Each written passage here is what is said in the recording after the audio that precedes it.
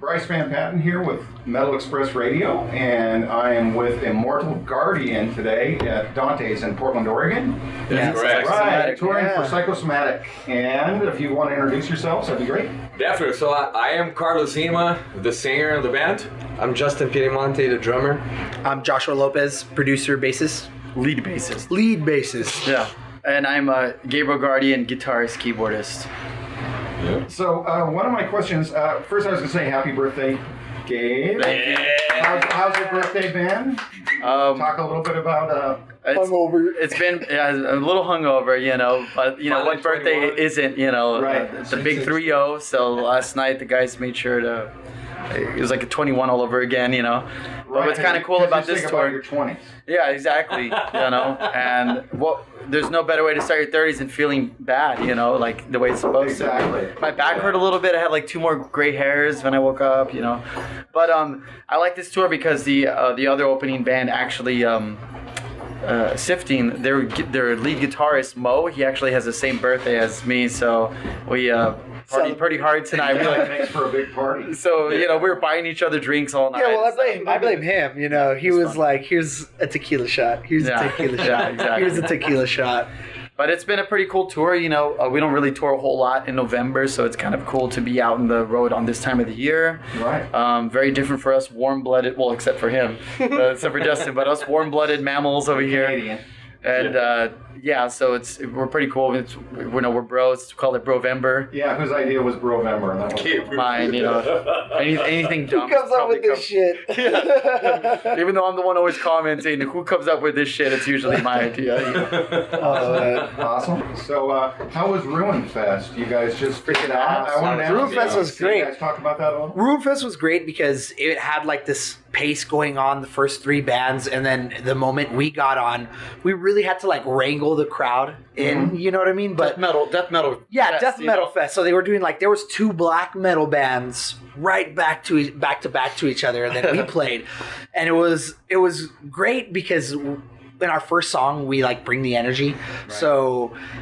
It's an interesting thing to just see everybody just standing there, and you push them to the point where they just light up, and everybody just starts to get in by second song, third song.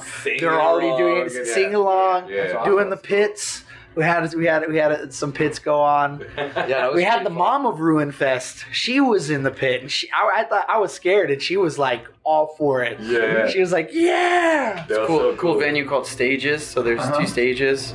So the moment one band was done, the other one started right away. So it felt like the party never stopped. Yeah, It was 10 bands back to back, boom, boom, boom, boom. So I thought that was very cool. I've never seen another fest do that like that. Where they just, as soon as Where one they just band's keep done, it another going. band Yeah, the starts. moment one was done, they kept the party going rather than all right, the band's done. Let everyone go outside and have a cigarette or whatever. Yeah, I've seen it one time, and it works pretty good. I mean, But the stages were I did it once here in the Coliseum.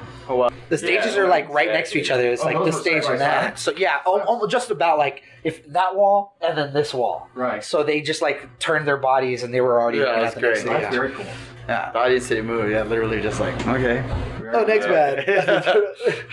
So you've played in Portland before? Yes. Well, Me too. funny story was the last time I came to Portland, I was here with this band, Power Glove. I played live guitar, filled in for their last tour. And the morning of, I just felt really crappy. So we went to go play at the Hawthorne Theater. And right as we were pulling in, I remember just literally Googling hospital near me and being like, oh my God, I don't feel good, guys. I think I'm just going to check this out real quick. And then I'll meet you at sound check in about 2 hours. Let me just see what the doc says or if he gives me some. I don't know. I was just pretty desperate and in a lot of pain. And then it turns out it was appendicitis. Man. It was. I didn't even know what it was. I didn't even know what appendix was. I just knew it hurt, I just knew it hurt, and the guy was the doctor was like, "We got to cut this out immediately. It's gonna be really bad for you if we don't." And yeah, surely enough, what felt like minutes, literally felt like 3 minutes went by. It was hours and hours and hours. I wake up and it's already 2 a.m. or whatever. And of course, I'm still on the drugs or whatever they put you under. So I wake up and panic. I gotta go to the show. I'm gonna be late for sound check. And I was They're freaking you out. already missed it. Yeah, and I wake up and I start cut my senses together. And Power Glove's on the hospital room, waiting for me to wake up. They're like, "Hey, dude, the show ended like 5 hours ago, man. It's all good. Like, Doc says you need to stay here, and you can't do the rest of the tour.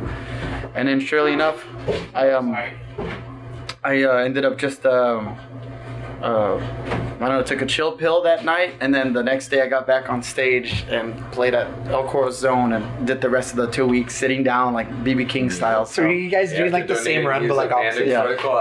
So I'm pretty happy to like be back in Portland to like redeem myself. You know what I mean? Like play the show that I felt like I didn't get to play Portland last time. So it's cool to be here. You only have one appendix to give for music. Yeah, exactly. So apparently it only happens once. According to the doc, so let's see. So one of the questions I asked, if you guys could get on a big tour, and we kind of talked a little earlier, what bands would you guys really like to? Just anything that you would really want, like. I have a list of like 120. But I mean, say your top 5 bands that you guys would like to tour with. We'll just say the States. My top 2 would be easily Iron Maiden and like Halloween. Those are like those guys are my heroes, So to be able to do it would be Dragon Force and Lamb of God. Love those What bands. would you say? Dream Theater and Elote. I mean corn. yeah. You know what? I take that back. Animals as leaders. I'll put them as my number one. Who? Animals as leaders. I'll put them as my Do number they have a one. big drum? A big Or what? would they just be fun to play with? A big draw? Oh yeah, Tosin is like the Gen 8-string god. He's like the guy who started 8-string prog for everybody. I better look. They just played NAMM. I better look. Yeah. Really awesome. Oh yeah, mind blowing. We actually played with them. I like, would in say 2000. When they were I like already mentioned a few of the names. I would say Priest, Queensryche. Metallica wouldn't be bad. So I was talking to Gabe earlier, and I was mentioning that Loudness is coming around here in February. With Viscera? I don't know. See, they've rescheduled over and over again because of COVID. They were originally going to come like May of Love that 2020. band. You know what I mean? Yeah. So, you guys had a little story about band, Japanese lyrics? Or? Yeah, we're actually- Yes, we do. As a matter of fact, wants we to tell did this one? we recorded a Japanese version of New Day Rising, which you have in its sleeve. Awesome song. And we had a special guest of the lead singer for Ibria, the former singer for Ibria, which was a Brazilian band that was really big in Japan. We had friends that helped us with the Japanese version. A lot of translation. Yeah, and it was funny because, like, phonetics Yoshi, bass player for Marty Friedman, helped us out. Yeah. With translation. Yeah. And She helped us, and so did our friend. We had some friends in Vegas also help us out. Masai helped us out in Vegas.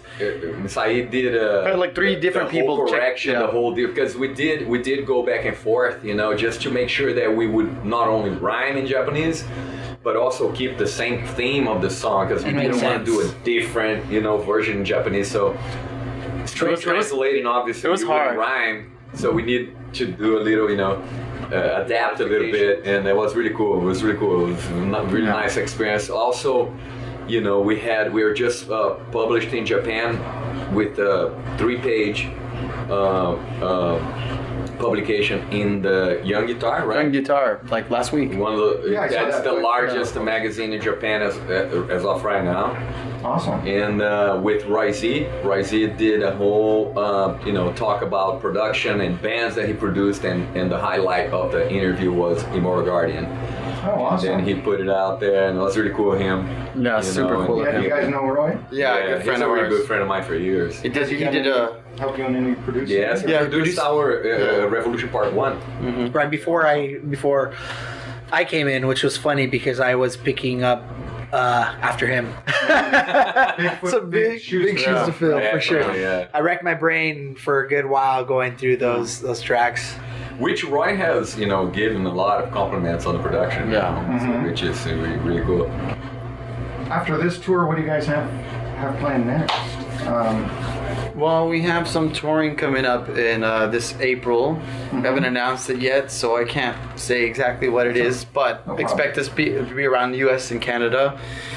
Probably some more stuff in the summer also as well that's going to be announced, and we're working on already a new album, new music videos, etc., etc. So we're just doing what we always do. Now that we're in this post-pandemic world, we're kind of like, here we are sitting all in the same room. Last time we were talking to you, we couldn't even buy a flight for him. Even if we wanted to, you go to Google Flights. Right. There was 0 options. It was just Right, when I not a talked thing. to you and Carlos were there, and you're in Canada and you're in Texas. Exactly. So- And no one was going anywhere. So the fact that we're open to do things again is pretty cool. So we're just trying to do it all before the world ends again, I guess. I don't know. Yeah. Man, it's amazing. How does it feel, man, to be out of the house? It's good, right? Feels great. I mean, Yeah. I wanted to ask you guys.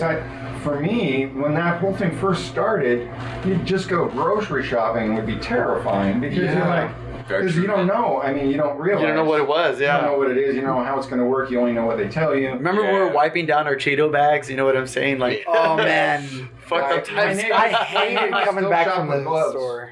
And Yeah. they just wear rubber gloves and throw them away when they get home. Wow. I don't know what they wipe down or don't wipe down, but I've been through the grocery store enough times to see people coughing all over everything, and then they'll pick something up, look at it, cough. Oh, I don't want that. Yeah. And then you're like, you know what I mean? Yeah. But so it was kind of traumatic for everybody. But you guys made a whole album out of that. Yeah. And I want to say real quick, for me, at the radio station, we do a top 11 at the end of every year, because I review an album every week. And so I got a lot to pick from. Yeah. And you guys are still in the top 2 for me. Wow. Nice. Only one album ahead of you at the moment. Wow. And That means a Halloween. lot. I don't know if you heard the new Halloween. Yeah, it's did. fucking good. Oh, my God. We wouldn't be sad if we went We're behind. listening to you on the road. I was going to say your album, it's just really good. All the songs work together musically, and I look at it almost like put together like a lot of classical music. You've got intros, themes, reoccurring themes. Mm-hmm. All these great parts that work together, good syncopation. I mean, everybody's just fantastic. Your drumming is, Thank you so much. I'm a drummer, and it's just like, Thank you. it's just fantastic. Like we didn't even have the album out, and somebody charted all our songs, some of our singles on the new album on Clone Hero. It's like Guitar Hero. Right? So I was checking out all his drum parts, and I'm just like, this is just. They're pretty sick. They're pretty Pretty sick. sick drumming. So I have to say, Thank you. Great job. Who inspired you to be a drummer, Justin? It all started off. I started at 2 years old. My dad was a huge Neil Rush fan and Genesis fan, so I used to always watch VHS videos, and I was always constantly watching Neil Peart, Phil Collins. Yeah. On top of that, I had my uncles that used to practice in the basement all the time, and I used to always watch their drummers play, and they would always put me on their drum set. So there's always a kit right there. There was always a kit right there until my grandfather got me my first drum set at 2 years old. And Oh, wow. It just started off. I just started there and started from Neil Peart to Phil Collins, and then I started going heavier into Joey Jordison, which was one of my idols. Rest in peace. There's so many drummers out there. Chris that- Adler. Yeah. Yeah, Chris Adler, yeah. I had a big Chris Adler phase. Yeah, me Ringo too. Starr. Ringo's awesome. I laugh when people go, oh, Ringo, you know what I mean? You have no idea. I think the Beatles is one of the best bands He ever. was so solid. He had a killer Very true. backbeat, you know. There's something complicated in simplicity. Yeah, But there's I nothing always, wrong with for drumming wise, I Right. always had this every drummer had this one thing that I really liked about them, and I always studied. So for my speed, I always looked at Joey Jordison. For chops, I would look at Mike Mangini, all these other crazy drummers, Mike Portnoy, and I just like to listen to different style of drumming, and it opens up my vocabulary. Try to do different things, not try to do the same repetitive fills. Even on the album, I tried to make different fills feel different or have a groove to the fill. right. Like you said, the syncopation. He listens to what Gabe's playing and Yeah. really knows how to. We treat almost everything like that, the shredding guitars. When Zima does the super high notes, we don't just they just keep doing it, just to Right. then you kind of kill it too, when you do it so much. So we try to put a purpose to it all. I like to accent a lot of stuff. And, That's and what the I like. new album, you guys do it, no offense, but much better than the previous record. Oh yeah, we Because- just get better at it every time. Because, like you say, if you're super busy, Carlos can only kind of sing monotone-ish. I mean, a little bit, because how Very busy true. can your melody be Very true, right? if the guitar's all over the place? So if it's super riff heavy, so then a lot of that you guys back down. Yeah, And exactly. even though it's still syncopated and chunky, leaves a lot of room for the melody to go up and down. Very true. And, Everything's always there for the bigger picture. It's not I'm not writing bass for the bassist. He's not writing guitars or piano for that. Neither is anybody. It's more like there's a bigger picture that we're kind of like you guys- Like making sure filled we'll in. have our moments like, Yeah. okay, here's like 10-second bass fill or 10-second drum solo or 10-second guitar and keys at, you know? Yeah. Like, And the well, music asks for it. Yeah. I just saw Marty Friedman say that everybody sees him as a big solo guitarist, Right. but he's paying way more attention to the details of songwriting structure and the chord progressions and when everything's going off, and then a little bit on his solo. But he's working on everything else, and that's kind of how we are too. We're not trying to outshine each other in a band. We're trying to write good music together in a band. Wait, I have a question from Jessica, and it's Carlos. How did you like working with Mary Zimmer? Hellion Prime and on Goodbye to Farewells, and what would you like to elaborate for us? Today's our 2-year anniversary, so Congratulations, it's a today? special day for you. Literally today? They met at my birthday party. Today, literally, yeah. Yeah, I threw a karaoke party at my house on my Oh, birthday yeah. 2 years Yeah, ago. there. They both came by and they were just like, Oh, Lost in love? yeah, they watch each That's other it. sing songs. I just say we never left each other's side since then, man. Yeah. I can't do the vocal fry like she does. She is certainly the queen of vocal fries. As a matter of fact, you know, I mean, there's over 100-something thousand subscribers to her YouTube channel. That tells a lot, you know, like how good she is. You know, she's certainly one of the top vocal coaches in the world right now, which makes me really proud. You know, I can actually use the same technique, but if I would record the same exact thing compared to what Mary would be doing, it would sound like an amateur. You know, So do you do it live? So Josh does it live. So yeah, in that track, Yeah. it's like Mary, and then I'm like, there's like 3 Marys, and then there's like 2 Joshes like in the back right So there. live, you just Yeah, so live it's just me doing it. Yeah. Yeah. Goodbye to Farewells was my first contribution to Immortal Guardian. Yeah. When I joined the band, Gabe was like writing all these songs, and he had like most of the album done. He's like, "Oh, you got an idea? Okay, that's another song I don't have to worry about." And then like he was like done. He's like done with the album, and he's like, "Okay, so you have that idea, and I don't have this idea."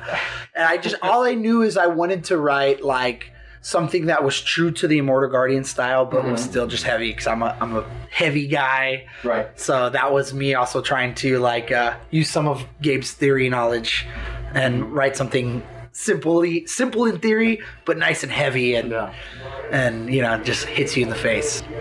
So we haven't even talked about that you play guitar and keyboards at the same time. First, I went back as far as I could, and I found Freebird. Yep. So Amazing. So can you talk just a little bit for people that aren't familiar? Yeah. How this all got going? I pretty much started in I started in high school doing it. You know, when I first did it, it was kind of like a joke. It was just like I didn't think it was going to be serious, and I don't mean like a joke like here's the punchline. It's kind of like whatever. I'm just gonna do this I think it was like a talent show or something. Right. And then I remember just everyone in the school, like no one laughing, no one seeing like the comical purpose I was trying to do it for. Everyone was like, "Yo, this is kind of cool, man. You should do that in your band." I was like, "Okay," and tried it in a show or two, and then the word got around town that I was doing it. And I remember I did one of my very first little Immortal Guardian tours in high school with, and I was being lazy. I didn't want to bring the keyboard, so I played some shows without it. I remember people being like, "Dude, Where's the thought keyboard? you were gonna do the thing," and I was like, "Oh shit, I guess people want to see it." So I just kind of started incorporating it into the show, and I didn't get serious until Immortal Guardian was formed. And when the band was formed, it's like we're like European style kind of power metal, so it's always been a dream of mine to have a keyboardist in the band, but that is so rare to find in South Texas. Like, first off, a guy who likes power metal. Second off, a guy who can play keys. No, and we're our own area in South Texas. Yeah, it's like the Mexico, bottom- Texas. Yeah, It's like like 15 so. minutes from the border and stuff. Finding someone who's our age, so I was like, it's just not going to happen. So you know what, I'll just do it for now. It was for now. And then the next thing you know, it became the thing. And then my buddy, his dad used to work for National Geographic. He had a real nice camera. He's like, hey man, my dad wants to film you doing your thing, man. He wants to put you on this new website called YouTube. You know, is that cool? And I was like, whatever, you know. And then the rest is history, you know, once it got onto the internet. Yeah. I'm still trying to get this one solo that he did like in high school. So when did Immortal Guardian start? Like my senior year of high school-ish, so like 2009, something like that was our first show. But you know, like we didn't become a serious band until years and years later. Just kind of like we're just like any other band, just having fun playing shows. And then Carlos around. I would say whenever we moved to 11. Austin. Oh, Yeah, 2011. 2011 when we first met, when we first started jamming together was 2012. Yeah. Phobia. So something about that song, it just like ticks all the boxes, you know, because it's got so much melody and so much screaming and all this, you know, and you have the guy playing guest guitar. Marco Marcel Barbosa. Marcel Barbosa, a good friend of mine too, guitar player for Angra. Yeah. Yeah, I've known him for decades back in Brazil. We used to live 2 hours from each other in that same region in Brazil. And he's been in several legendary bands. He owns a chain of guitar schools, music schools. Oh wow. Down in Brazil. So he's always been a really good friend, a really good influence in my music as well. In all the bands that I've been in Brazil as well, everybody knows Marcelo. So we did I had a band there for years called Heaven's Guardian in Brazil, and we did a show with the orchestra over there, where Marcelo came in as a special guest. We were playing with over 120 musicians, you know, whole Philharmonic Orchestra. And then we were hanging out at NEM, and Marcelo was like, Zima, you gotta get me on that orchestra thing, man. I was like, I didn't know you wanted to do it, man. No, I want to do it, man. Let's do it. I was like, all right. So next tour that we did, I put him in. We did he came in as a special guest guitar player. And I was like, dude, we have this new song in our new album, bro. It would be amazing if you special guest. And he was like, dude, at any time, dude, just let me know, man, and I'll make a video, whatever you want, man. I was like, all right, let's do this. So, you know, just worked out real quick, and it all happened in like 2-3 days, and he just put it together, and he just slayed it. The thing is that I like your guys' sense of humor, because if you listen to that song without watching the video, it's quite serious. Right. You know what I mean? Quite serious. But then when you watch the video, you guys are able to at least, you know, take a step back and have a sense of humor about what else are we going to do? I mean, it's very so true. serious. Yeah, that's what we kind of wanted to do. Did you guys come up with the video ideas, or how did that? That was Gabriel's idea. Yeah, the world just, and that shit was really dark. Things were really sad, you know? So it's like, even though we're making the first thing, a lot of our friends, when we told them we're making an album about the pandemic, they're like, why? Like, we're trying to run away from this. And I was like, no, but it's going to be done differently or whatever. And we thought that at the very least, making the videos a little humorous, a little funny, you know, even the newspaper video, we threw some jokes in there in the pretty much every video except Candlelight. Stardust? Is that what it says in one of the video? You crashed into that asteroid or whatever. Still missing in the Stardust. Yeah, because I was I'm trying to read those newspaper headlines. And that's great, because we went through so good much. that you caught that. We were like, man, we hope somebody would catch it. Then I went and watched Stardust back, and I'm like, that's so funny. You know what I mean? So even doing like lockdown, we just thought I was watching an episode of Saturday Night Live, and I saw how they were making fun of people on Zoom. Yeah. You know, no one can figure it out. It's just like no one knows how to freaking make the thing work. So I was like, man, wouldn't it be funny if we were a band jamming on Zoom, even though that's not how bands jam at all, you know? Everybody did after that. I mean, everything I've seen. Yeah, everybody was like, wow, I didn't know you could do that. It's like, you can't. It's a video. You know, it's impossible without the latency and all that crap going on. It doesn't happen. But what we did use, though, like for, you know, obviously we wanted to, get in a good progressive tracking, kind of aspect. So we were trading over 6,000 video messages and recording little clips and everything.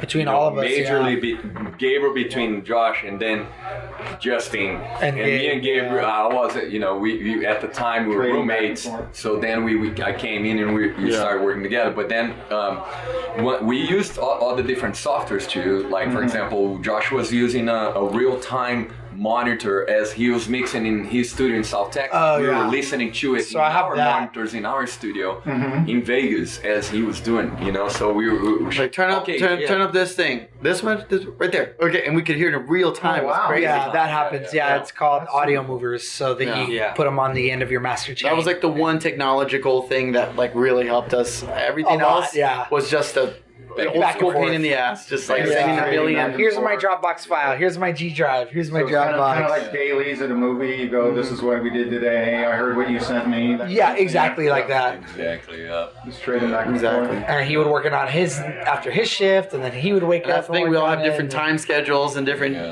I'm 2 hours after. He's 3 hours after. Time zone schedules. So do you ever have like drum ideas, or do they all come from you, or do you? Vice versa. It's usually like a riff or a beat or something will be created and send it to him. Yeah. And then he'll do something to it that makes me go, ooh, I didn't even think about doing it like that. Let me change my riff now that you've done that.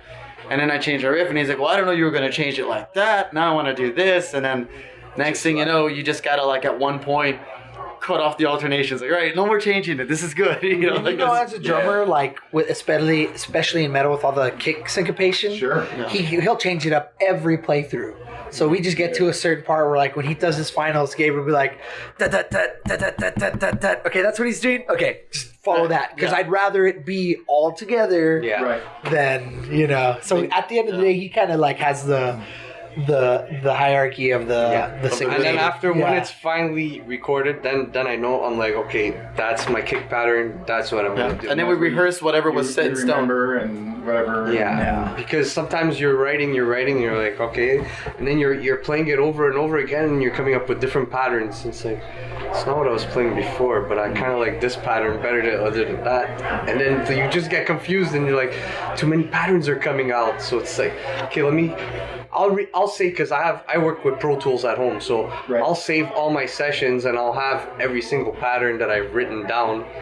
And if it doesn't work for this song, maybe I could use it for another song. So I'll keep everything on the side, so that when we have more stuff coming along, I'll see if I could throw those in. If not, I'll use it for something else. And Justin's got a new song that he's working on for the next album. So that is, I did want to touch on that a little bit. So you guys have anything you want to let go on this video you just shot, or talk about, or there's a lot of anything on the a lot of stuff we can't talk about just because it's unreleased stuff. But the only thing I can say is that this next record, the theme of it and the concept is we're just trying to like looking at all the division and all the crazy shit that happened in the last year and all just tension. We're trying to make an album that's very brings everybody together, like a unity album, you know what I mean? Something to kind of remind us where we all came from and the fact that we're all in this together. Not to sound like every other commercial in 2020, But it's like New Day Rising Part 2. Yeah, exactly. Where it leaves it off. New Day Rising kind of leads to it. Yeah, it's more like the whole concept of it will be unity in diversity. Is what have we when and where in our throughout our history of mankind we lost that unity? Like is that because what are these differences that were created? Different color skin, different nationalities, different different that. So why all these differences separated us so much? So what we're trying to find here is the core of this unity within this diversity. So that's basically the theme of the next album that we're working on. So Excellent. Put aside all the bullshit and just be there for the music, be there for the moment. With enough humor injected. With enough humor, But of course, it's gonna be funny. Smile. We gotta do it. Funny. We gotta do it. Shout out to everyone that's been coming out to our shows, supporting us this year, supporting our record from home. You guys are fucking awesome. we wouldn't be doing this if it wasn't for you guys. You know, we would have been discouraged so long ago with the fucking pandemic and all this crazy stuff the world's throwing at us. So just a big thanks to everyone that's been supporting us through all the years, and especially the last 12 months. You know, it's just been, you know, I don't know where we'd be if we didn't have the support, and forever grateful. You guys going to Europe anytime soon? Or is that We are still actually shut down? planning on it, working on it. Yeah, we're working on it, Yeah. but with COVID and shit just keeps getting pushed around. It's like we've been really focusing on the States because at least we have the control here and Yeah. stuff. And one thing that really hurt us in 2020 is we were gonna do some international touring, so we paid for the visas, paid for this and that. Okay. And then when they pull the plug on you, it's like too bad, so sad. You still have it. You Yeah. lost your money. Bye bye. Yeah. So That's what happened with him. That's kind of why we're kind of hesitant to try for Europe right now because Right. of that. But hopefully everything's good. Yeah. Awesome. Well, thanks, guys. Thank you. Thank you so much. Thank you for coming. Appreciate it, man. Thank you, Joshua, brother. Gabe, Thank you, birthday thank you. boy. We are Immortal Guardian, and you're watching Metal Express Radio. Yeah. Yeah.